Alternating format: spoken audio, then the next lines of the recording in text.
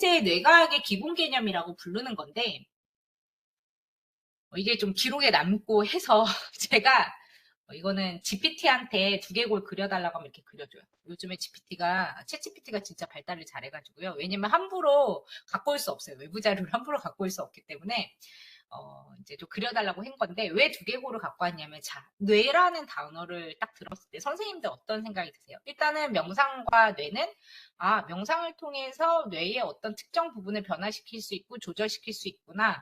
그리고 지속적으로 명상을 했던 사람은 그런 뇌파의 조절을 스스로 자유자재로 할 수 있다라는 과학적 근거가 있구나. 자, 여기까지. 그렇다면 뇌파라는 건 무엇인가? 그리고 뇌파라는 이야기를 할 때 왜 뇌과학과 연결하는가라고 했을 때 뇌과학의 기본 개념이 무엇인지부터 아셔야죠. 그럼 뇌라는 단어를 썼어요. 뇌가 뭘까요? 뇌가. 두개골. 우리의 뇌는 이 두개골. 이것뿐만이 아니죠. 자, 두개골이 있어요. 머리가 이렇게 있는데, 두개골은 뼈로 이루어졌어요. 굉장히 단단해요. 우리가 뇌졸중이라든지 아니면 이러한 여러 가지 뇌에 관련된 문제가 발생을 해요. 그럼 수술을 하겠죠. 그럼 어떻게 수술을 해요? 일단은 머리를 밀죠. 머리를 밀고 두피가 나와요. 그럼 이제 이 두피 밑에 요 두피가 있죠. 요 두피 밑에 피부예요. 두피는 피부 밑에 두개골이, 그러니까 이제 이렇게 생기면 여기에 머리카락 있고 이게 두피가 있어요. 두피 밑에 이렇게 두개골이 이렇게 있죠. 두피를 이렇게 쓸어요. 그럼 아주 두피를 쓸고 그 안에 있는 여기 두개골을 좀 장애한 표현인데 이렇게 딱 열어요. 렌치 같은 걸 사용해서 이렇게 쭉 열거든요. 뼈가 되게 단단하니까 쭉 열어요. 그럼 그 안에 뭐가 나오냐면 지금 여기 보이시죠? 이렇게 요 안에 있는 대뇌가 보여요. 이렇게. 대뇌인데 이게 대뇌 피질이라는 거예요. 피질이 뭐냐면 껍질이에요. 껍질. 뇌 껍질이 보여요. 자, 그러면 요 안에 어떻게 이루어졌냐라고 했을 때, 자, 일단 첫 번째. 뇌가 있고요. 두개골이 있고요. 두개골을 자르면 그 안에 이렇게 대뇌 피질이 보입니다. 껍질이죠. 그럼 그 껍질에 대한 그게 뇌냐? 그게 뇌긴 해요. 그게 뇌긴 하는데, 우리가 이야기하는 뇌파라든지, 혹은 이런 표현 들어보셨을 거예요. 이제, 대학원생 분도 계시다고 하시니까, 책을 막 읽다 보면은 이런 표현 쓰잖아요. 요즘에 하도 막 뇌과학 이런 게 많이 나와서, 편도체, 변연계, 이런 게 되게 중요하다. 이런 표현 들어보신 적 있으세요? 가끔 제가 이제 강의할 때 막 들어보셨다고 하시는 분들이 계세요. 그럼 제가 웃으면서 변형계가 뭔가요? 라고 물어봐요. 그러면은, 변형계는 어디에 있는 거래요? 틀린 거죠. 변형계는, 구조가, 변형계는 시스템이에요. 림빅 시스템이라고 불러서 여러 개의 구조를 합쳐서 부르는 게 변형계예요. 변형계. 그럼 편도체나 해마는 하나의 조직이죠. 그럼 그런 것들은 어디 있냐? 이 대뇌 피질이 있는데, 이 대뇌 피질을 좀 보여드릴게요. 여기 대뇌 피질이에요. 지금 보이죠? 이렇게 대뇌 피질. 대뇌 피질이 있고요. 자, 이 대뇌 피질 안에, 이걸 이제 이렇게 대뇌 피질이 있는 상황에서 요 안에 보면은 구조가 있어요. 뇌 구조라는 게 이렇게 있어요. 이 구조 안에 여기가 이제 아미그달라라고 부르는 게 이게 편두체거든요. 그리고 이게 해마예요. 하이포캄퍼스라는 해마인데, 보세요. 요거는 실제 이렇게 우리의 두개골이 있고 두개골을 열면 이렇게 대뇌가 있고 소뇌가 있고 이렇게 뇌관이라는 게 있어요. 이렇게 뇌가 있는데 이 안에 구조를 의미하는 것들, 구조. 근데 이제 제가 여기서 얘기를 첫 번째 드리고 싶은 건 뭐냐면 한 단계씩 가봅시다. 한 단계씩 갈게요. 일단 뇌가 있어요. 두개골을 쪼갰어요. 대뇌 피질이 보이죠? 대뇌 피질을 이렇게 꺼내면 이렇게 살짝 이렇게 뇌가 이렇게 보여요. 뇌가 있어요. 뇌가 있는데 이 뇌는요. 일단 크게 좌뇌, 우뇌라고 부르는 두 가지로 구분이 됩니다. 좌뇌하고 우뇌라고 이렇게 나눠져요. 그러면 가장 기본적으로 어떤 얘기가 나오냐면 좌측에서 주도적인 역할을 하는 것이 있어요. 그게 뭐냐면 언어, 랭귀지 코스예요. 랭귀지. 좌측. 그럼 우측은 행동과 관련되어 있는 측면이에요. 근데 이런 표현을 써요. 이거는 조금 뭐라 해야 돼? 지양해야 하는 문장인데 나는 좌뇌적인 아이야. 나는 우뇌적인 사람이야. 이런 표현은 없어요. 그거는 조금 지양해야 되는 단어고요. 2014년에 발표된 논문에 따르면 사실 여아와 남아의 뇌의 발달 순서가 좀 다르다고 했어요. 근데 지금은 조금씩 변하고는 있어요. 근데 그때 나왔던 내용이 뭐냐면 왜 좌측이 언어고 우측이 행동이냐. 그리고 우측은 행동의 표현보다는 어떻게 보자면 공간감에 대한 표현입니다. 공간감이라고 하거든요. 공간에 대한 감각. 왜 이렇게 놔두냐면 자 보세요. 선생님 아마 자녀 키우셨거나 이렇게 보시면 아시겠지만 남자아이하고 여자아이 3살짜리 5살짜리 남자아이랑 남아랑 여아를 이렇게 둘이 붙여놓으면 이렇게 딱 둘이 붙여놓으면 둘이 붙여서 말싸움을 시켜요. 그러면 남자애가 10명 중에 7명 다 집니다. 여자애가 막 얘기하는 동안 남아는 하다 끝나요. 논리적으로 설명을 하려고 하다 끝나요. 왜냐하면 이 5살이긴 하지만 둘의 언어적인 연령 차이가 한 1.5세 정도 납니다. 실제로. 왜 그렇게 얘기하냐라고 했을 때, 이거는 아이의 발달, 아이의 사생활에 보면은 실제 다큐에서도 나왔던 얘기인데,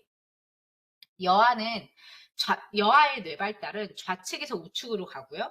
남아의 뇌발달은 우측에서 좌측으로 온다고 했습니다. 2014년에는. 근데 지금은 그 얘기들이 과학적 근거에 대해서 좀 논의가 많이 있어요. 그러니까 명백하게 그렇다라고 얘기할 수는 좀 없는데 일부에서는 계속적인 그 얘기를 합니다. 근데 중요한 건 뭐냐? 좌측 기반에는 언어 기반이 굉장히 중추로 자리 잡고 있고요. 뇌의 영역에서 우측 기반에는 공간에 대한 감각 영역이 자리하고 있습니다. 이 차이가 뭐냐? 남자들 같은 경우에 이제 운전해 보시는 분은 계시겠지만 굉장히 주차나 이런 거 할 때 여성분에 비해서 이거 젠더 센시티비티 떨어져서 하는 얘기 아니에요. 성별에 대한 감각이 떨어져서 얘기하는 게 아니고 과학적으로 얘기해 보자면 100%는 아니고요. 10명 중에 6.8, 그러니까 7명 내외예요. 이런 분들은 대부분 남자들이 공간에 대한 감각이 되게 좋아요. 질이 이렇게 삼청 이체 형상. 아마 아이 키워보시는 분 사키나무라고 있어요. 이렇게 사키나무가 뭐냐고요? 네. 사키나무 선생님들 중에 혹시 그런 거 해보신 분 계세요? 이렇게 나무를 이렇게 쌓아요. 초등학교 5학년 제가 별걸 다 아는데 초등학교 5학년 2학기 교재에 나와요. 뒤에 수학 교재, 산수 교재 뒤에 보면 나무를 차곡차곡 쌓아요. K-웨이즈에서도 3에서 나왔던 건데 나무를 차곡차곡 쌓고 이걸 회전을 해요. 로테이션, 이미지 로테이션이라고 하거든요. 이걸 로테이션을 시켜서 뒤에 나무가 몇 개 있는지 맞춰봐라. 뭐 이런 것들. 이게 공간에 대한 감각인데 심플하게 얘기하자면 운전할 때 좌측 우측에 1mm를 못 잰다든지 주차가 잘 안 된다든지 하시는 분들은 근데 그걸 굉장히 잘 하시는 분들이 있어요. 이게 공간감이거든요. 이게 남자애가 조금 더 발달이 돼 있다고 해요. 100명 중에 68명. 그럼 나머지 32명은 반대죠. 왜 이런 얘기를 하냐? 되게 중요한 정보인데 100명 중에 68명이라고 얘기한 게 뭐냐면 어, 학부생에서도 그렇지만 우리가 좀 알고 간다고 하면 정규분포라는 단어가 있어요. 새로운 단어죠. 정규분포라는 아시는 분도 계실 거예요. 정규분포가 있는데 정규분포에서 100명 중에 68명이 표준 점수예요. 표준이라고 얘기해요. 그래서 100명 중에 68명 정도는 여아가 언어적인 능력이 더 발달한 거고 남아가 공간 감각이 더 발달했다고 합니다. 그럼 그거에 대한 설명을 뭘로 할 수 있으냐? 뇌로 할 수 있어요. 왜? 뇌에 있어서 좌반구가 언어 영역이고 우반구가 감각에 관련된 영역입니다. 근데 이 얘기를 왜 하냐? 근데 뇌는 이렇게 돼 있어요. 뇌는 이렇게 돼 있는데 자 여기에서 시신경이라는 게 이렇게 나가요. 뒤에 뇌에서 이렇게 시신경이라는 게 이렇게 나가거든요. 시신경이 나가는데 시신경은 반대로 갑니다. 그러니까 신경은 반대로 갑니다. 즉, 좌측, 왼쪽에 있는 것은 오른쪽으로 가고요. 오른쪽에 있는 것은 왼쪽으로 간다고 얘기합니다. 이게 뭐와 관련돼 있냐면, 다 이제부터 선생님들이 어디 가서 이제 얘기를 조금 하실 수 있게끔 제가 하나의 지식을 좀 전달해 드리면, 자, 이런 거예요. 자, 우리 뇌가 있다고 했어요. 이제 이 뇌 첫 번째 단계부터 제가 좌반구, 우반구를 나눴어요. 그 좌반구, 우반구를 연결하는 연결 통로가 있습니다. 여기. 여기에는 연결 통로가 있는데 이 연결 통로를 뭐라고 얘기하냐면 뇌를 연결해주는 교량, 즉 뇌량이라고 합니다. 뇌의 다리. 좌반구와 우반구를 연결해주는 뇌의 교량이라고 불러서 뇌량이라고 부릅니다. 이 뇌량이 있어요. 이 뇌량을 어떻게 볼 수 있냐. 자, 여기 보시면 이게 좌반구고요. 여기가 좌반구고요. 여기가 우반구예요. 이 우반구를 연결하는 뇌의 신경섬유 다발이 있어요. 그러니까 다발, 섬유 다발이에요. 섬유 다발 이렇게 뭉쳐져 있는 얘가 뇌량이라고 불러요. 자, 근데 중요한 건 뭐냐면 뇌량은 이렇게 연결돼 있고요. 잔해 우뇌를 이렇게 연결해주는 뇌량이 있는데 이 뇌량이 잘라졌다고 해서 이 뇌의 좌반구, 우반구가 이렇게 똑 사과처럼 이렇게 부서지진 않아요, 선생님들. 뇌량은 신경 섬유를 연결한 거예요, 끈으로. 그러니까 지금 이렇게 보시면 뇌의 구조가 있는데 여기 뇌의 구조가 있죠. 얘도 이렇게 돌리면 이렇게. 이게 좌반구고요. 이게 우반구예요. 우반구에 구조적으로 뇌가 이렇게 연결이 돼 있어요. 뼈가. 이제 그 안에 있는 구조적으로는 이렇게 구조들은 연결이 돼 있는데 그 구조들 사이에서 정보를 전달해주는 다리가 있어요. 정보 전달해주는 다리. 그 다리를 뇌의 교량이라고 부르고요. 뇌의 교량은 그래서 지금 여기 보이시지만 이거는 구조의 뇌가 이렇게 한 덩어리예요. 이렇게 한 덩어리인데 요 사이에 이렇게 여기에 뇌량이라는 게 이렇게 자리 잡았어요. 이렇게 뇌량이라는 게 자리 잡아 있어요. 이게 신경섬유 다발이에요. 자, 근데 이 얘기를 왜 하니?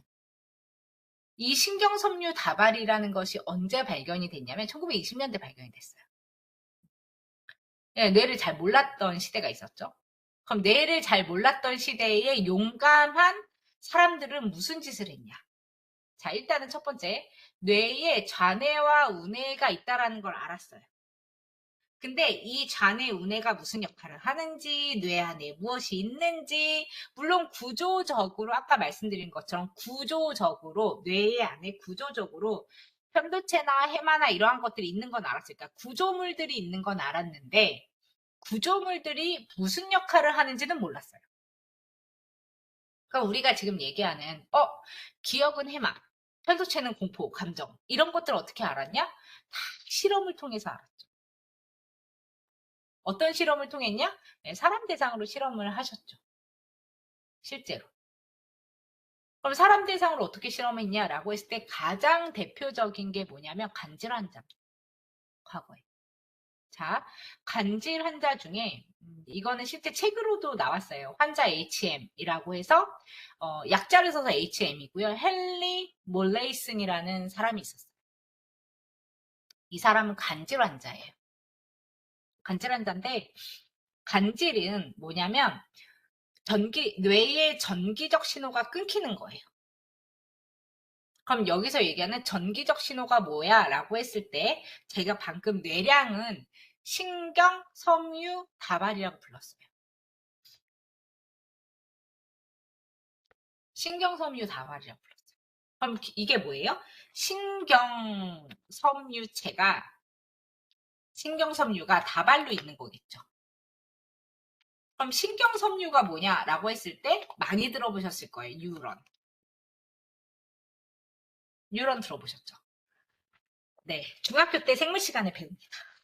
제가 그래서 저희 학생들한테 항상 하는 얘기가 뭐냐면 너희들이 중고등학교 때 배운 과목들 중에 쓸모없는 건 하나도 없다. 그리고 만약에 너희들이 대학원에 간다면 여러분들이 고등학교 때, 중고등학교 때 배웠던 수학조차, 미적분조차 다 소용이 있을 것이다. 라고 얘기해요. 만약에 대학원에 가지 않을 거면 네, 뭐 미적분을 그렇게 크게 중요하지 않죠. 하지만 대학원 가실 거면요. 1차 방정식부터 미적분까지 다 중요합니다. 이유는 네, 통계를 해야 되기 때문에. 그래서 다 배워요. 생물 시간에 배웠던 이 뉴런이 굉장히 중요한 뇌과학의 용어입니다. 자, 좌뇌와 우뇌를 연결하는 게 신경섬유인 뇌량이라고 얘기를 했고요. 이 뇌량은 신경섬유들이 모인 다발이라고 얘기했어요. 그러면 여기서 그럼 뇌에는 신경섬유가 있다는 얘기네? 있죠. 뭐가 있냐? 뉴런이 있어야 돼. 있는 거죠. 그럼 그건 어디 있어? 라고 했을 때 제가 보여드릴게요. 어디 있냐면 여기 있습니다.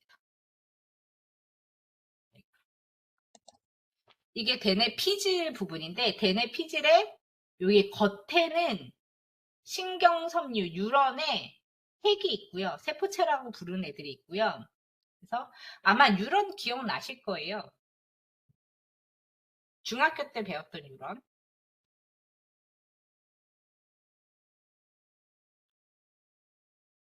기억을 더듬어 보세요, 선생님.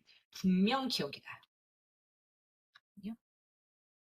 잘 그리고 싶은데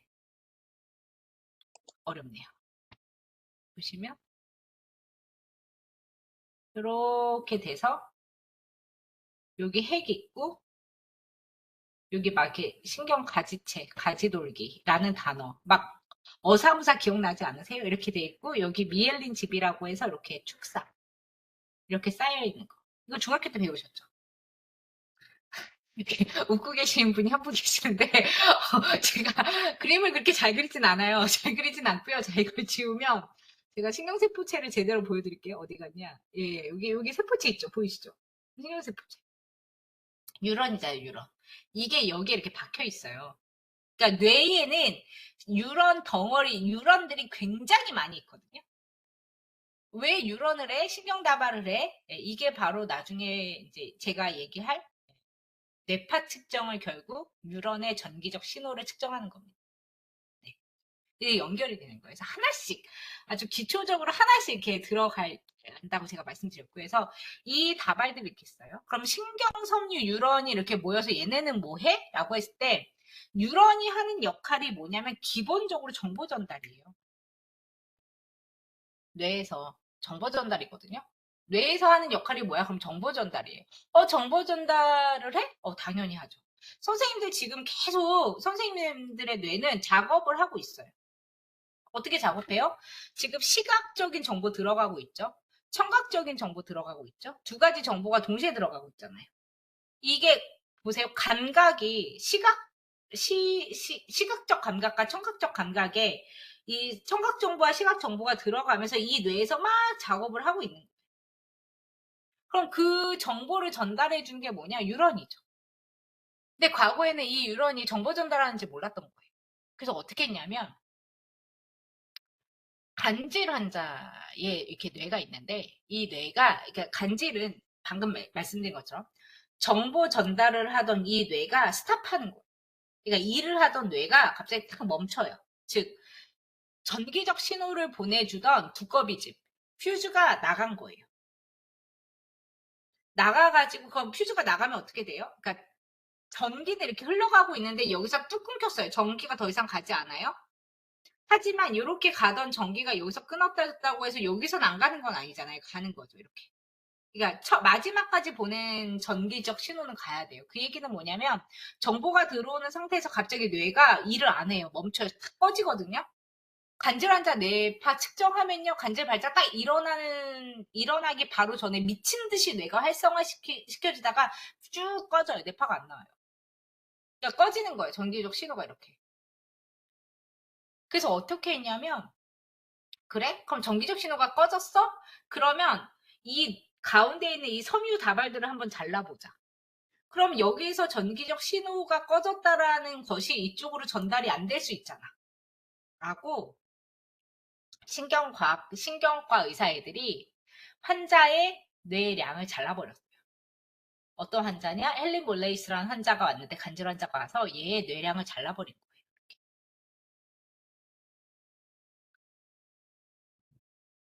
뇌량도 잘라버리고 모두 잘랐냐면 해마도 잘랐어요. 두 가지 이렇게. 근데 이 환자 HM이라는 사람은 사실 해마와 관련된 부분인 거고요. 해마와 관련된 부분이에요. 해마와 관련된 부분이고요. 제가 이야기 드리는 해마와 관련된 부분도 할 거예요. 제가 얘기 드리는 뇌량을 자른 것 요거와 관련된 얘기예요. 실제 그래서 요 신경 다발을 여기서 잘랐어요. 이 간질 환자의 신경 다발을 잘라버렸죠. 하지만 뇌 구조는 연결이 돼 있죠. 이렇게. 구조는 연결돼 있는데 다발만 자른 거예요. 선생님들. 자, 그랬더니 무슨 일이 벌어졌냐면 이 환자가 수술이 끝나고 집에 갔어요. 그랬더니 어느 한 3개월까지는 그러니까 간질 발작은 일어나지 않았어요. 이후에 그러니까 수술 이후에 뇌량을 자르고 난 다음에는 간질발작이 일어나지 않았는데 중요한 건 뭐였냐면 이 사람이 이상 행동을 하기 시작했어요. 와이프하고 밥을 먹는데 한쪽으로는 밥을 먹으면서 다른 쪽으로는 옷을 입으려고 하는 행동을 하는 거예요. 그러니까 밥을 먹을 때 밥만 먹어야 되는데 갑자기 이 왼손이 딴짓을 계속 하는 거예요. 그러니까 되게 이상하니까 병원에 갔어요. 나 되게 이상하다. 의사도 이게 뭔 일이지? 하고 확인을 했어요. 어떻게 했냐면 왜 왼쪽과 오른쪽이 다른 일을 하지? 내가 한 건 뇌량을 잘랐을 뿐인데 초반에. 그래서 어떻게 했냐면 이 사람한테 훈련을 시켰어요. 자, 어떻게 훈련을 시켰냐면요. 이게 오른쪽이고 이게 왼쪽이에요. 선생님 여기서 이해를 잘 하셔야 돼요. 이게 제가 이제 심리학 이해 수업에서 항상 하는 건데 아이들이 가끔 이제 학생분들이 가끔 이렇게 듣다가 놓쳐요. 놓치면 그다음부터 이제 안드로메다로 가세요. 네, 안드로메다로 가시거든요. 그러니까 잘 들어보세요. 네. 한 번에 이해했다. 그럼 속으로 생각하시면 돼요. 아직 안 죽었어. 이렇게 생각하시면 되고요. 나 꽤 잘하나 봐라고 생각하시면 돼요. 자, 이게 오른쪽이고요. 이쪽이 오른쪽이고요. 표시할까요? 여기 오른쪽이고 여기 왼쪽입니다. 오른쪽에는 자 여기 키하고 링이라는 단어가 있는데 제가 2번 설명을 할 거예요. 여기 반지를 보여주고요. 여긴 열쇠를 보여줘요. 즉 어떻게 하냐면 자 왼쪽 눈을 가려요. 왼쪽 눈을 가리고 자 왼쪽 눈을 가렸어요. 그 왼쪽에는 아무것도 안 보이겠죠. 왼쪽 눈을 가리고 오른쪽 눈으로 반지를 보여줬어요. 오른쪽 눈으로 반지를 보여줬어요. 그럼 오른쪽에 있는 정보가 어디로 들어가겠어요? 반대로 간다고 했죠, 제가. 시중 반대예요. 그래서 신경을 따라서 들어가면 오른쪽에서 봤던 정보는 신경을 따라서 가기 때문에 왼쪽 좌뇌로 들어갔어요. 정보가 좌뇌로 들어갔어요. 그래서 물어보는 거예요. 자, 오른쪽으로 봤던 걸 말해보세요 라고 얘기했어요. 그랬더니 이 사람이 반지요 라고 얘기했어요. 자, 오른쪽 근데 자 이번에 잘 보세요. 신경은 반대로 연결돼 있다고 했어요. 신경은 반대. 근데 우리는 그러니까 시신경 다발을 자른 게 아니고 뇌량을 잘랐어요. 뇌에서 정보를 전달하는 뇌량을 자른 거지 시신경을 자른 게 아니에요. 그러니까 시신경은 그대로 오른쪽에서 봤던 반지의 정보는 왼쪽으로 들어갔어요. 왼쪽 뇌로. 자, 그리고 이번에 왼쪽인 열쇠를 보여줬어요. 왼쪽 눈으로는 열쇠를 보여줬어요. 그리고 어떻게 했냐면 왼쪽 눈으로 열쇠를 보여주고 오른쪽은 가렸죠. 이렇게. 왼쪽에 대한 열쇠를 보여줬어요. 그리고 난 다음에 열쇠를 보여주고 말을 해보라고 했어요. 이 사람한테. 자, 왼쪽의 정보는 어디로 들어갈까요? 그렇죠. 선생님. 오른쪽으로 들어가죠. 근데 오른쪽은 제가 처음에 말씀드렸죠. 오른쪽은 언어 중추가 아니고 행동의 중추고 왼쪽은 언어 중추라고 했죠. 이렇게. 여기 스피치, 여긴 핸드, 손, 행동이니까. 그럼 보세요. 오른쪽으로 봤던 정보는 왼쪽으로 들어갔어요, 뇌에. 뇌의 좌측은 언어 영역에서 얘가 반지라고 얘기할 수 있어요. 근데 왼쪽으로 봤던 정보는 오른쪽으로 들어갔어요. 근데 오른쪽은 언어 중추가 아니고 행동 중추예요. 그래서 이 사람한테 말을 해보라고 하니까 이 사람이 말을 못하는 거예요. 왜 말을 못하겠어요? 정보를 전달해야 되는 뇌량이 잘렸잖아요. 뇌량이 잘린 거예요. 뇌량이 잘리기 전에는 선생님들은 지금 내량이 잘리기 전이 아니고 내량이 잘리지 않을 테니까 내량을 잘릴 이유가 없잖아요. 그러니까 오른쪽으로 보다 왼쪽으로 보다 다 말을 할 수 있는 거예요. 왜 정보 전달이 계속 빨리 일어나거든요. 그러면 정보 전달이 빨리 일어난다는 건 뭐겠어요? 왼쪽 오른쪽으로 봤던 정보가 굉장히 빠르게 움직인다는 거예요. 이거 되게 유의미한 이유가 뭐냐면 아인슈타인이요. 일반인보다 뇌량이 두껍고 많았어요. 두껍고 짧고 굉장히 많았어요. 크기나 사이즈 비교가 이제 실제 무게 비교는 유사한데 통계적으로 차이가 없었거든요. 아인슈타인 뇌가. 근데 뇌량과 전두엽의 되뇌 피질이 굉장히 꼬불꼬불하고 일반인들보다 유의미하게 뇌량이 두꺼웠어요. 그 얘기는 뭐냐면 엄청난 정보가 좌뇌 우뇌에서 왔다 갔다 하는 게 일반인들보다 속도가 빨랐다는 얘기죠. 이게 뇌의 구조예요. 이 사람이 이게 이때 안 거죠. 아, 이래서 뇌량이 되게 중요한 역할을 했구나. 정보 전달했구나. 그럼 이거를 심리학적으로 넘어가면 어떻게 되냐면, 우리가 얘기할 때, 사람이 그러면 말을 해봐 라고 했을 때 말을 안 하냐? 아니요, 말을 해요. 어떻게 하냐면, 이게 굉장히 유명한 실험인데, 실제. 지금 요 옆에 보이는 거 되게 유명한 실험이에요. 뭐냐면, 오른쪽에다가는 이 사람한테 뭘 보여줬냐면, 오른쪽에다가 보여준 게 있어요. 오른쪽 뇌에다가는 닭발을 보여줬어요. 닭발. 닭발을 보여줬어요. 오른쪽 뇌에선 닭발을 보여주고요. 왼쪽으로는 뭘 보여줬냐면 눈이 덮인 집을 보여줬어요. 그럼 보세요. 자, 오른쪽으로 들어간 정보는 왼쪽으로 가니까 이 사람은 너가 뭘 봤니? 라고 하면 닭발을 봤어. 라고 이야기할 수 있어요. 근데 왼쪽에서 본 정보는 눈 덮인 집이거든요. 눈 덮인 집이에요. 그래서 이 사람한테 자, 눈 덮인 집을 보고 당신은 요거와 관련된 것을 집어내세요 라고 했어요. 그랬더니 이 사람이 뭘 집었냐면 삽을 집었어요. 이건 연관이 되는 삽을 집었어요. 이렇게 삽. 근데 여기서 중요한 건 뭐였냐면 이 사람한테 물어봤어요. 당신은 왜 삽을 집었어요? 이렇게. 그럼 보세요, 선생님들. 이 사람이 왜 삽을 집었는지 설명할 수 있어요? 뇌량이 잘린 상태. 없어요, 없어. 근데 기가 막히게 이 사람이 뭐라고 대답할게요?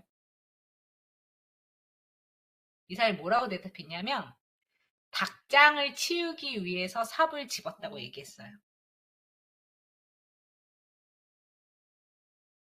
이게 뭐냐면, 이거를 우리가 그래서 뭐라고, 컴페어블러스라고 부르는 작화예요, 작화. 뭘 설명할 수 있냐? 인간은 이야기를 만들어낼 수 있다.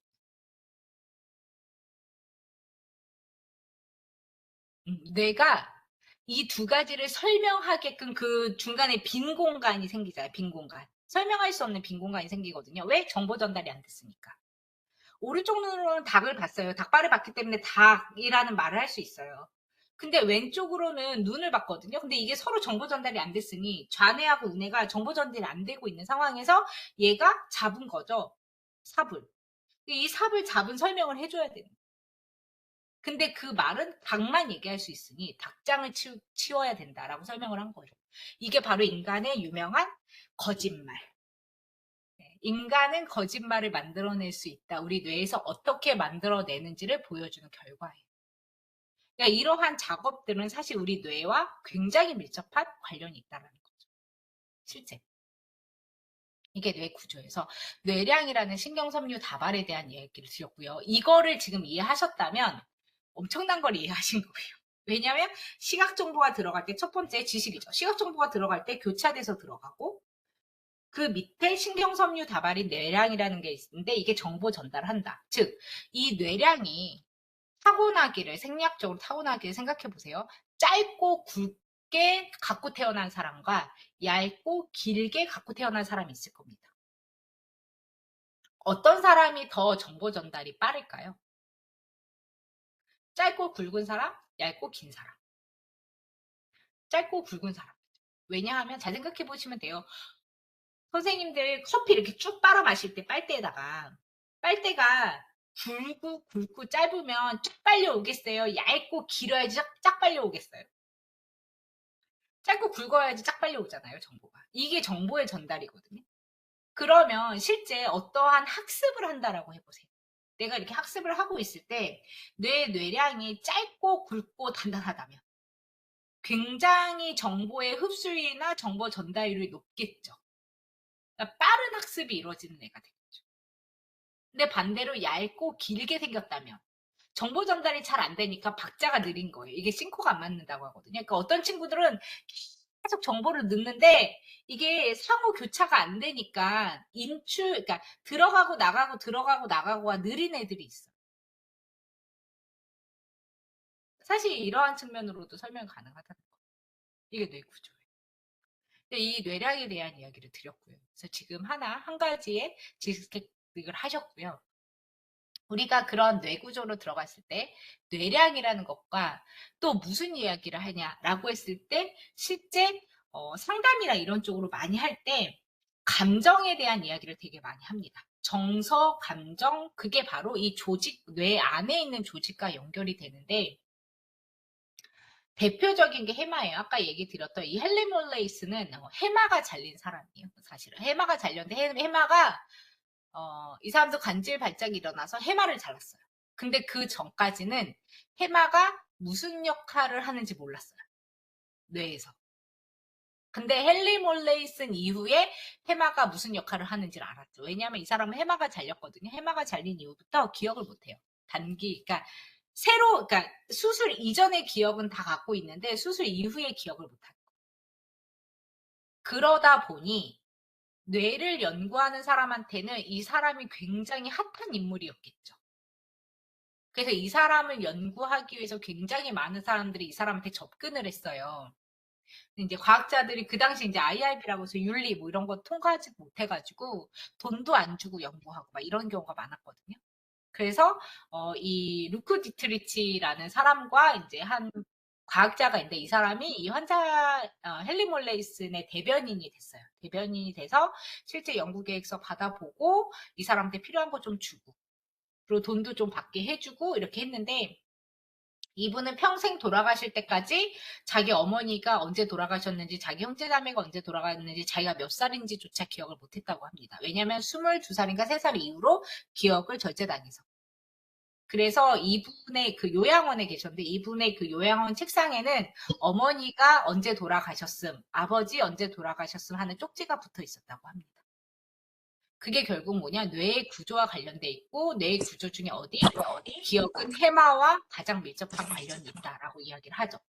그리고 이러한 부분이 왜 중요하냐라고 했을 때, 자, 해마랑 편도체를 제가 좀 빨간색으로 표시했는데 이유는 상담 쪽이나 사이콜로지컬한 부분이나 명상하시는 분들하고 좀 많이 뇌의 구조적으로 연결되어 있는 부분이 이 편도체예요.